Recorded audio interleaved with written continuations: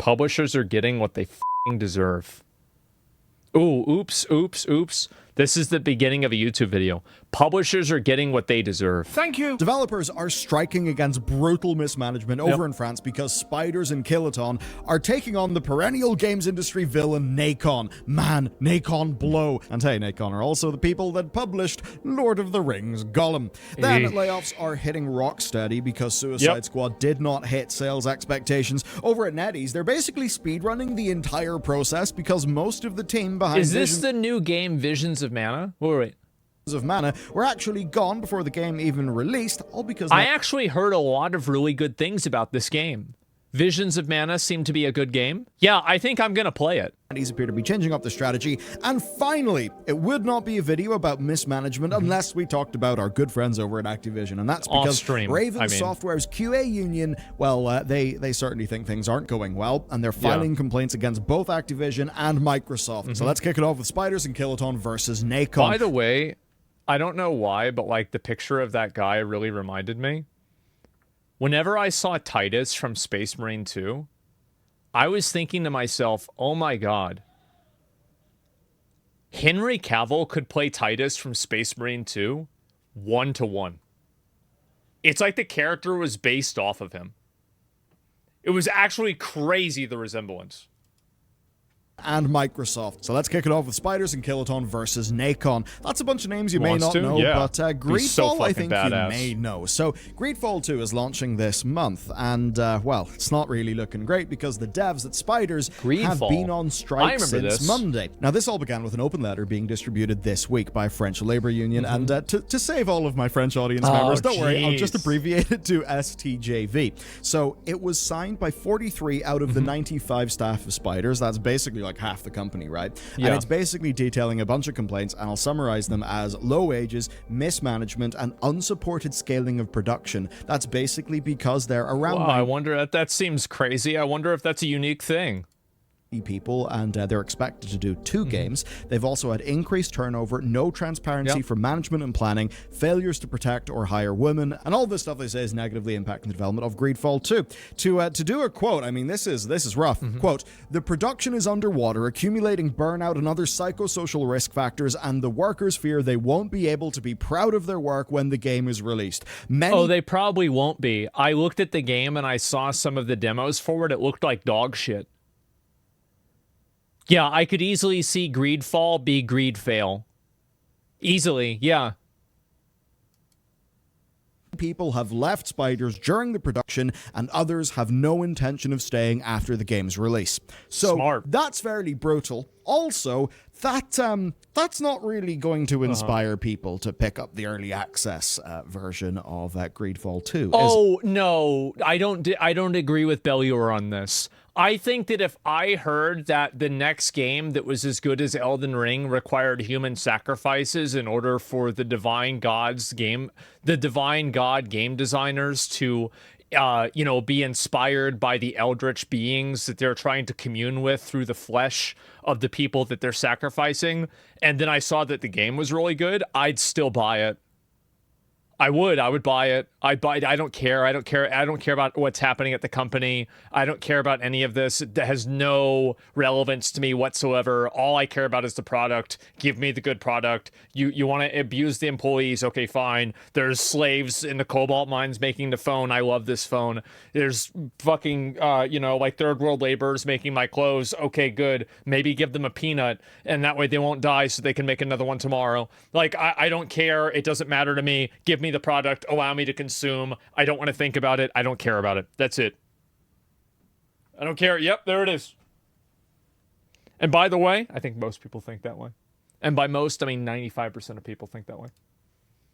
So, in short, management of the studio seem to have very little faith from their staff. And again, do remember, this is a studio that's wholly owned by Nacon, and that is, of course, the total fucking garbage.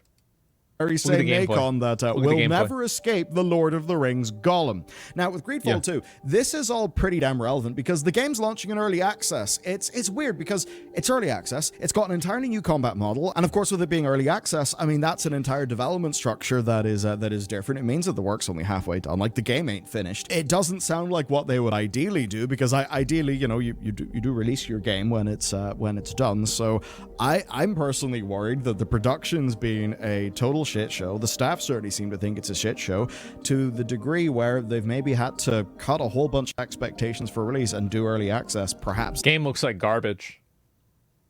Nobody's gonna buy this or play this. Looks like trash. There's nothing good about this. How do you get this far into the game and, like, you don't ask yourself, what the fuck am I doing? Instead of doing, like, ideally a launch, which is probably what they would want to do. So essentially staff have got no hope things will get better in the short, medium, or long term, and they then say that the whole situation is made worse by basically the complete ignorance of staff's request for mediation here, and then an unwillingness to actually make changes whenever the discussions did happen. Of course, rather shockingly, the leadership of Spiders do not agree, so they sent this statement to Insider Gaming. The false and even defamatory accusations made by the union in no way reflect the reality of the day-to-day working life of the company's employees and are an attack on the reputation of the studio, whose teams are fully mobilized to produce quality games and enthusiastically ensure the early access release of Greedfall 2. So that's a firm denial. That being said, I mean... I feel bad for them because, like, they're going to release a game and like, that game looked like it probably cost a, like, 8-figure amount of money to make, like at least $10 million plus. There's no way they're making that money back on the game. That's it. And it's crazy because, like, you can see it. And it's like the game is, it's action combat, hard pass. It's not even action. It's like this weird mix of the two. Enthusiastically ensure the early access release. Well, again, I've always said that I'm pro-choice, and sometimes some things do need to be aborted. And, you know, like, if, you know, it has something wrong with it, the game has something wrong with it, like, there's, like, some major thing that the game should have, but it doesn't have, wouldn't it just be better to abort the game and save everyone else the pain? You know? It probably just doesn't appeal to you. Going on strike is not that. You're right, it doesn't. I mean, you could say that them going on strike does show that they have enthusiasm in getting the game out, that they actually care, and that's why they're going on strike, rather than just checking out internally, shipping stuff they're not proud of, and then leaving as soon as they can. Generally, right, they're going to take the risk of going on strike because they actually do want to make the situation better. They probably do want to deliver a great game for their players. So a firm denial coming here from the studio, but what's taking this beyond just a simple dispute with that studio's leadership is that the problems are kind of beyond the studio. It seems the problems are actually with the corporate owner Nacon, or at least are an addition to problems at Nacon, and that's because... Well, here's what's crazy about it, is like all of the problems that they're describing are problems that are systemic inside of the entire industry. So it's not like they have some sort of unique problem. No, everybody has this issue. Of Test Drive Unlimited. You might remember Test Drive Unlimited, released ages ago. I remember playing a hell of a lot of that as a kid. So it's being developed by a company called Kiloton, and they're also a subsidiary under Nacon, and they've actually joined the strike. And with Kiloton staff, it seems to be a similar story where they've been making demands for a while, but they've basically been told that they can't, you know, don't make demands, don't talk, don't do anything, you'll upset the rest of the group. That has backfired. Here's a quote. If no improvement in our working conditions is offered because it would drive other studios within the group to ask for the same, it stands to reason that we make those demands together. So for Nacon, they have basically let these problems like bubble to the point where the studios are joining. See, back in the day, what we used to do is like there were these like groups called like the Pinkertons, for example. And so like there would be a strike and like nobody wanted to mine coal. So what they would do is they'd pay these guys to just go and shoot a few of the people at the strike, and then everybody else would start working again. Yeah. And so they might have to get back to basics. Yeah. And by the way, Pinkertons they're still around. They're still around. Who used the Pinkertons? Who was it? Oh, fuck. There was a video game that was released early. Which game was it? Wizards of the Coast. Yes. Wizards of the Coast hired the Pinkertons to shut somebody down last year. It was over Magic the Gathering. And this is with 2 games that are coming out this month. And, I mean, as I'm sure you may be aware, whenever a game comes out, often quite a lot of work needs to be done. Now, Nacon have got a history of pissing everybody off, like developers, players, everyone. As an example, do you remember the whole story with Frogwares over the sinking city? There's stuff with Paranoia, Happiness is Mandatory being pulled from sale because the IP holders DMCA'd it over quality, and then with the release of Blood Bowl 3. Basically, its release was a shit show, and its monetization is a shit show. And that really sucks, because Blood Bowl, while it's not the biggest thing in the universe, it does have its niche of fans, and they deserve to not have lots of bullshit. So the common theme in all of these is Nacon, and that basically means that yes, now there are 2 games coming out this month, and I think we're running into like a very big existential problem that video games are becoming so big that they're viewed as products by investment firms and capital raising groups that don't fully understand how to market the product in a good way. And so you have this huge disconnect where you have people that are like, because if you look at a lot of the old video games, it was a few dorks that came together to make a game, right? And even now, it's still just a few dorks that come together to make a game, but it's harder for that outcome to happen. And I think what we're seeing happen now is that you see these really big investment firms that are putting in, like, they're having funds for gaming that are in like the hundreds of millions of dollars. And some of the guys that work there are actually like incredibly smart and really tuned in. But some of the people that maybe they work for or that make decisions above them, they're not. And I think that video games are kind of getting the movie treatment right now, where like video games are being treated like blockbuster movies. So you're seeing less risks be taken. And unfortunately, Concord is an example of a risk that was taken that failed. So what's ended up happening is that you have these huge studios that are getting these massive amounts of investments. They're being pushed in a direction that they're not comfortable going in, and they make a bad game. And now the product, the user, is getting bad games, right? And like, we get more good games now than we ever have, in my opinion. I think it's the best time to be a video gamer is, well, it was in 2004, but the second best time to be a video gamer is right now. Like, absolutely. This is an amazing time for games. However, like, it was the best of times, it was the worst of times. It also is one of the worst times for a lot of these big video games, because they're making so much money now that they're being invested in by people that don't understand the nuances of the industry. Both are from teams that are striking, so I'm sure that will go well for them. Now, a quick pause. This isn't a sponsor. Here's the deal. I want to build something here that is bigger than myself and that is not tied to the bloody algorithm, and that is why Bellular.games exists.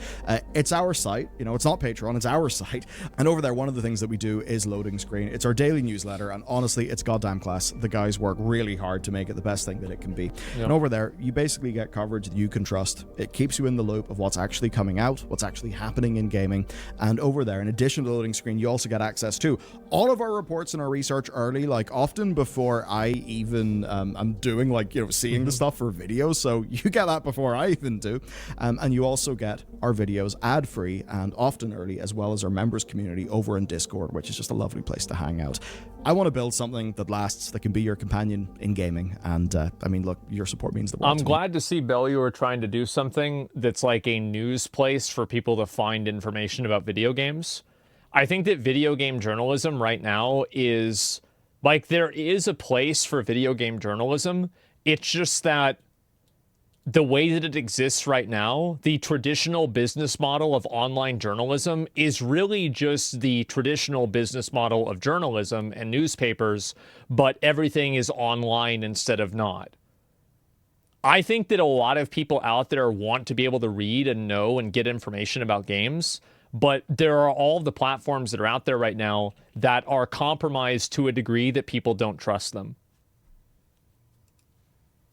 And the team. So that's I suppose that's the pitch. That's what's going on. Yep. With that said, it's time to talk about Warner Brothers and Rocksteady. So back in June, there were reports that Warner Brothers had no plans to close Rocksteady, which certainly is a good thing, and apparently they were making use of them in a director's cut of Hogwarts Legacy. So it seems to me that they didn't really have an immediate next thing for some of their staff to do. I don't know, maybe they pared back some expectations for what the live service dev would be for Suicide Squad Kill the Justice League. So maybe they had to, because the game was dying. I mean, it's like you're making updates and cinematics and gameplay for 150 people. Like, I mean, really, like at that point, and like also, it's fine if you're doing that if you're like 3 guys, right? You have a small studio. But when you have a massive, like, multi-million-dollar, like, investment into this, and it's not going that way, yeah, there's no way. Of that, they put people on the Hogwarts director's cut. Now, 2 months later, and just in time for the Q3 earnings report to be compiled, well, Rocksteady are holding to that. They're not closing the studio, but they are laying off staff. This was captured by Eurogamer. So, poor sales of Suicide Squad have led to the studio's QA department being reduced from 33 to 15, with other staff at all levels of seniority being impacted across the company, and at least one individual was let go in the middle of their paternity leave. That's pretty Big rough. surprise. And to read a quote, Rocksteady staff who requested to remain anonymous told Eurogamer that the loss of so many roles in the QA department, including team members with specialized knowledge, would leave the remaining colleagues shouldered with more work, and there has been an acknowledgement by the senior staff that product quality would now suffer as a result. So that's cool. I think that's what's going to happen. But the issue is that, like, I think QA for video games has been bad for a long time. So I think the problem is that going public with these types of issues, like games nowadays, a lot of them have more bugs than ever. And I know why. I mean, it's because there's more variables. But at the same time, it's like, it's hard. We need it, though. Yeah, but like, so if the companies don't need to pay for early access anymore. Or sorry, excuse me, I got ahead of myself. The companies don't need to pay for quality assurance anymore because the players pay them for it. It's called early access. So now you have players that are paying money in order to play the game early so they can fix the bugs before the game actually gets fully released. It's insane.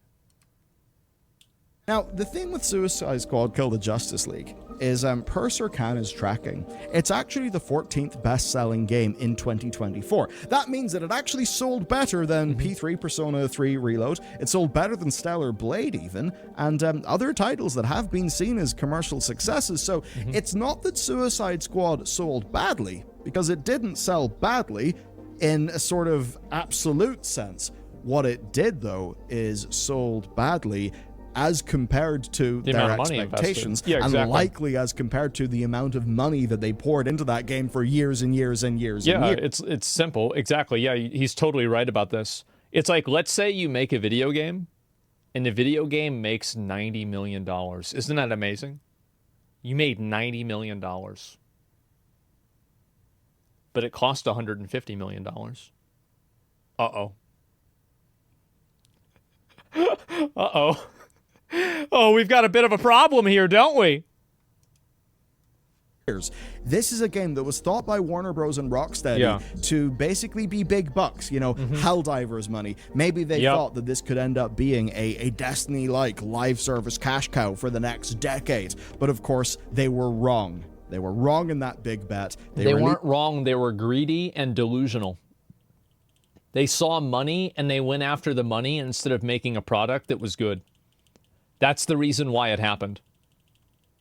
Why does the game look so bad? The game looks like it's going to give me a visual migraine. The game that was out of date by the time of its launch that had so many... Look at this. This is awful. Incorrect assumptions built into its design and development and just the whole plan that now Rocksteady have had to be cut, and that means they've lost a wealth of experience that could be used to either help to try to salvage that game or, you know, make the next thing something that is worthy of Rocksteady's lineage. Pretty and also, rough. like, I'm very much not of the belief that all of the people that are working on QA know what they're doing. Like, as somebody who, like, I've sent in multiple tickets to WoW GMs and they've given me wrong answers on things and been stupid. So, like, I think there's probably, the same as any job, there's going to be a spectrum of some people that know what they're doing and some people that are, like, dumb. And I guess yeah, it's the same spectrum with anything. We're doing was trying to get veteran Japanese devs and basically forming companies as a part of their overall strategy to put games out. For a long time, it seemed that the likes of NetEase were just trying to spread their wings more like outside of China, and it really seemed to a lot of people that they sort of saw regulation coming on the horizon, and they thought, look, we should be global in our investments, so that even if things domestically go a little bit bad, we'll be okay. That's and we'll be able to make a lot of profit elsewhere. Of course. Now, Visions of Mana is a result of that whole thing. It released to an 85% positive rating in Steam, 77 in OpenCritic, so is it setting the world alight? No, but it's absolutely... That's pretty good, man. Like, that's, for me, as somebody who grew up playing Secret of Mana, I would be like, yeah, I absolutely want to try this game. Absolutely want to play this game, 100%. FYI, GMs don't exist anymore. There are no more GMs. You know what the funny thing is? Anybody that plays WoW knows that. Yeah, we know. Yeah, it's been like that for like 10 years. Everybody knows that. But yeah, I'm gonna play this game. Probably going to be an off-stream game, but I'll play it. A good game, and it came from a team that was set up by NetEase in 2020 with the whole purpose being to take veteran Japanese talent and put them to work. Big surprise. It was a good first effort, and it's also their last effort, because per Bloomberg, Uka Studios were gutted of almost all staff, and that's ahead of a full closure. That's sad. And this seemingly happened before the game even launched, so the game isn't even out yet. The team's been gutted, and the news broke a day after the launch of the game. Wow. Which certainly, I mean... Look, Visions of Mana is still there. You can buy it, you can play it. It is a good game. But I think for a lot of people, you know, if the studios died, like, as the games came out, I think people will be less likely to pick up a game. The thing I think that's true. Yeah, people kind of feel like there's no future for it, so it's not worth getting invested in. This is seemingly not about that game or that studio. It rather seems to be NetEase restructuring their Japanese plans, because initially it seemed they wanted to do big premium efforts, I guess tap into some of that Square-like energy. But 4 years in, it basically just seems the juice isn't really worth the squeeze there. They're changing tack, changing strategy. And I guess if you're NetEase and you're pouring so much money into Japan, it must feel a bit strange when, say, Black Myth Wukong comes out and does absolutely amazingly. Now, I don't think that you should try to make games for different regions. I think that you should just try to make, like, I feel like in the same way that there are millions of dudes in South America playing Wukong, millions of dudes in Japan probably playing Wukong, millions of dudes in China, a lot of dudes in China playing Wukong.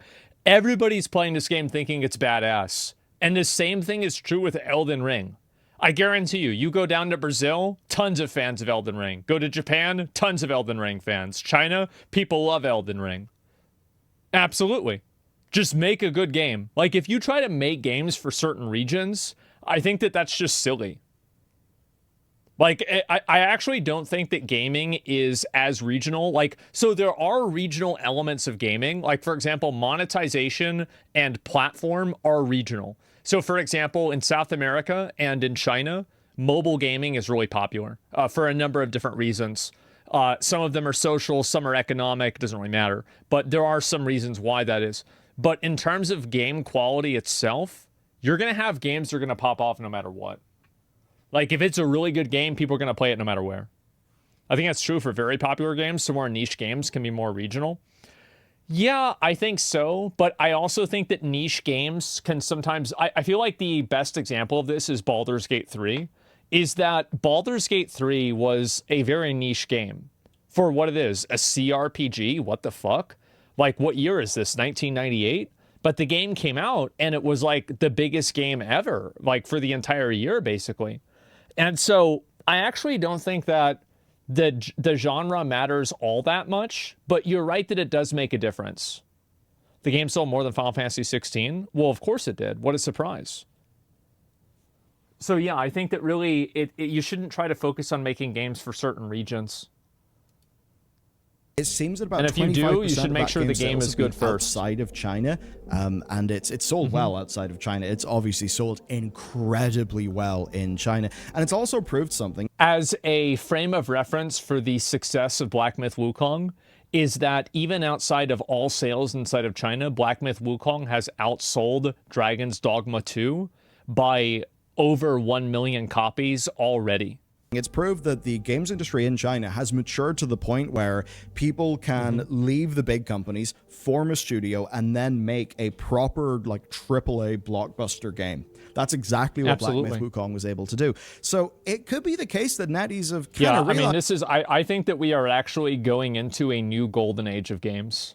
I've said this before, but, like, right now, we've had so many incredible games get released. And I think that with the tools that developers have, especially smaller scale developers have, we are going into a literal fucking golden age. And I feel like we've already been in it. Like, think about all the amazing games we've got in the last few years. Especially the last 2 years. It's been insane. So yeah, I think it's just going to continue getting better. And yeah, you obviously, like, you're going to have duds, like, but you've always had duds. Like, you know what I mean? Like, if you go back and you look at the Nintendo 64, like, game catalog, a lot of the games weren't very good. But, like, I feel like we're getting a lot of hits nowadays. I think we're getting more duds, and we're getting even more hits. Hang on a second. Some of our fears of regulation, or maybe, maybe things aren't going to go in that bad way. Yeah. We've just seen Black Myth Wukong. Why not form some of these studios at home? I mean, as an example, Game Science, who are the developer behind Black Myth Wukong, of course, Black Myth is like the overall series, so there's going to be more Black Myth games, and this definitely means that I suppose that the Black Myth franchise is off to an absolute, like, you could not think of a more stellar start for a franchise. Well, that was a bunch of people that were... Well, the game plays well. I mean, I don't think people understand the importance of playability with a game. Like, playability is what it's all about. Like, if it doesn't... Like, there are a lot of games, like, for example, like Armored Core 6, the playability of that game is just fucking astonishing. Black Myth Hercules game, honestly, they will never do this. I want Black Myth Cortez. Hernan Cortez.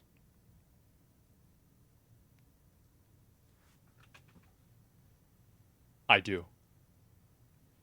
That would go so fucking hard. Oh my god. As a Spaniard myself, I approve. Yeah. Bro, imagine that shit. Oh my god. So Hernan Cortez was a conquistador. He came over with the Spanish, and was it the Mayans or Incas or Aztec? I forgot which one. This dude, like, burned his ships so the people couldn't leave. He was sailing back to Spain with his wife and his mistress on the same boat. Like, he kidnapped, I think, the daughter of one of the kings. Like, this dude was basically, Arthas, but in real life. And the thing is that, and here's the word, there were mutineers against him. This dude had, like, literal fucking plot armor. They were having a mutiny against him, and when he came back from, I guess Spain, I don't remember exactly, like, what the details were, but when he came back from wherever he was at, I think it was Spain, all the mutineers just died from disease.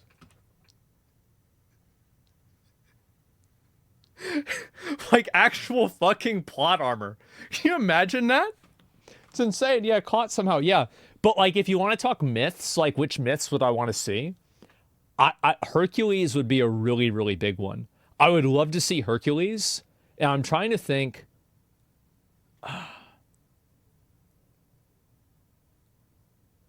I don't know enough about this, but I know enough to be intrigued by it. I think Indra from, like, Hindu mythology would be a really interesting character too. King Arthur. And no. I actually think an Odyssey movie.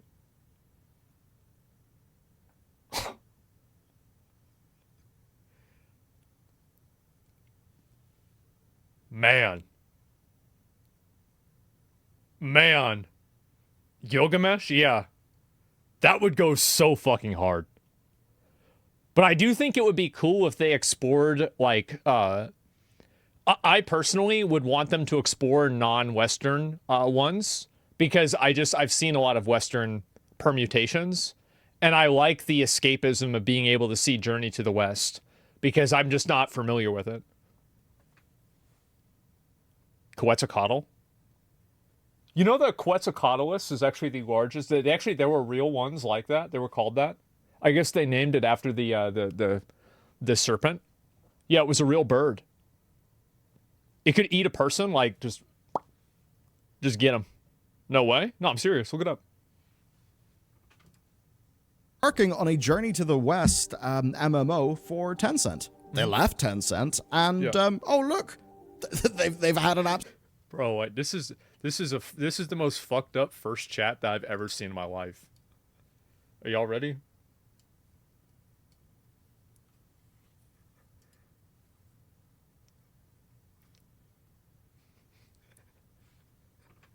That's some fucked up shit, man. Oh.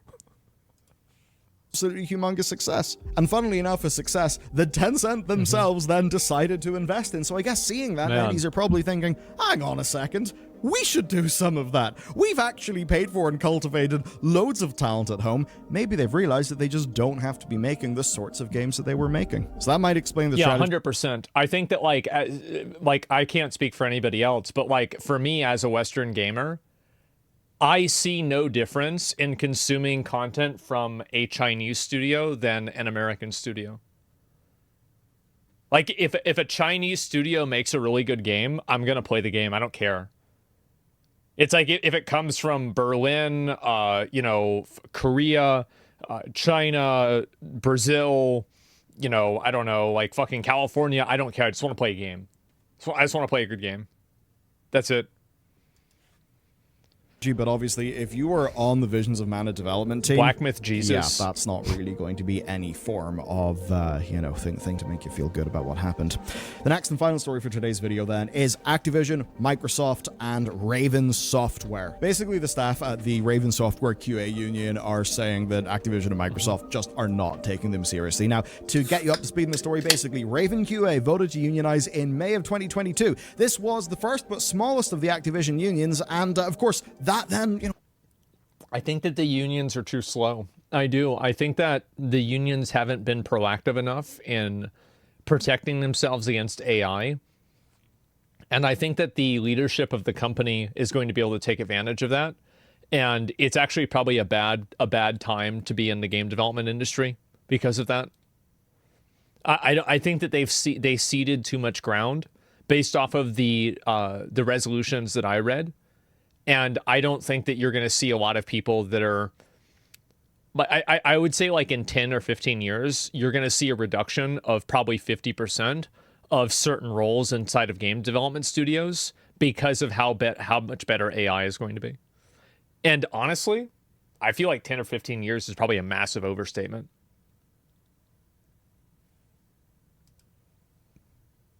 What followed that is way more unions. As an example, there is the ZeniMax union, and it just so happened, right? Just so happened, correlation, causation, whatever. But whenever the Bethesda layoffs happened, well, people that were in the ZeniMax union did not get cut.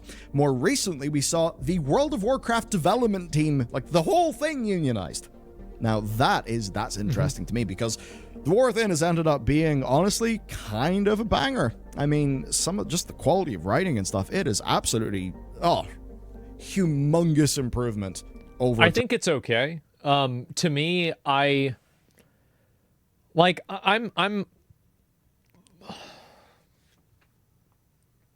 I don't know, like, I feel like it's more the same. Like, I feel like it's just more the same to me. And the story doesn't feel like, it's so crazy because, like, we've been playing Space Marine, and it's felt so good. And it's like, I remember back when that was the norm. That's the way all games were like. And it's like, this is this is like the StarCraft 2 cinematic. It was fucking badass. With what's the guy's name? The fire bat. I can't, not Raynor, but the other one. Like, bro, that guy was just as badass as Titus. Absolutely. Tychus, yeah. Well, there you go, right? Yeah, Tychus. That's I couldn't think of the name. Yeah, he was so cool. Dragonflight, and the game is basically unrecognizable as compared to Shadowlands. And I guess that means that is a union. It's it's about the same. Like, I'm going to be honest. I feel like we've been playing the same game since Legion. Team union, they are in a bloody strong position because they're saying, hey, we're kind of doing one of your biggest games, one of the biggest games. You better treat us right, because guess what, we have your bottom line by the balls. And that's where it would have been great if I could have said Bobby, but of course Bobby's gone. Anyway, in this case, with this union, basically they're still trying to get things going, and they're basically alleging that Microsoft and Activision have engaged in bad faith bargaining and concerted activities, the latter of which, those concerted activities, are including, they say, retaliation, discharge, and discipline. Now, the details of those have not really been revealed, but staff in the collective bargaining group basically feel they've been treated unfairly because of their membership in that group. Now, they will. And if the company can, you have to understand that, like, companies don't like unions. So if a company can figure out a way to break a union and break those people up, they'll do it. Say I do not have an in-depth understanding of employment law in that jurisdiction. As an example, over here, like Northern Ireland, UK, union organization is a protected That's why there's laws against I'm pretty sure it is in parts of America or certain states, but again, that's that's not really my speciality. Now, the thing that may seem odd to you here is you may remember the story that Microsoft voluntarily, publicly agreed with the Communication Workers of America union that they would be neutral to unionization efforts. But in reality, that mostly applies to letting staff join a union in the first place. It does not mean that Microsoft and their subsidiaries have got to actually give staff the terms that the staff would expect. But what it does mean, I think that's probably a good idea for them, because, like, if they play ball with them, but then they decide the rules for what, how the game of ball is played, it like kind of gives them first mover advantage with that, I guess, to an extent, or at least it allows them to, like, create the narrative. That they do have to play fair in the negotiations. Those negotiations don't seem to be going anywhere fast. That being said, take a look at the World of Warcraft development team. I've got to wonder, the WoW dev team has, as I said, it's got them by the balls. That's the whole dev team. Billions of dollars. If you are a small QA union, I think it's going to be harder because you don't have as strong of a position to argue from. So we'll have to see. Yeah, it's definitely impressive that the WoW team was able to do that. And I'm not really like, I know that there's a lot of people that are like very pro or anti-union. Like, my actual viewpoint on it is that I think unions right now do more good than bad. But I do think that there's a world where unions can do more bad than good. It's just that right now, it's like, if you look at power as like a pendulum, I think that there's too much power on the side of the, like, executive leadership and management, and the people that work at the companies don't have enough collective bargaining power. And I think that's bad for everybody. I suppose it's not like people in the Raven Software union are not used to waiting already, because they have been waiting since May of 2022. So, let me know, what are your perspectives on these stories? Check out yesterday's video, and of course, to get way more content and support the team behind these videos, check out Games. Have a great day. I'll see you over there. Yeah, I think this is going to be more and more common, right? Is like, you're going to see publishers and people trying to unionize now. Because anybody, like, it's not like the people that work in these companies are stupid, right?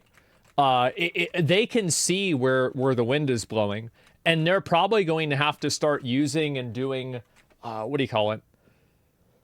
doing and using AI and stuff like that inside of their jobs now. I've even heard of people complaining about it. Bellier's good. Yeah, this is a really good video, guys. Make sure to give it a like. This was great. And so I'm hoping, this is what I hope is going to happen.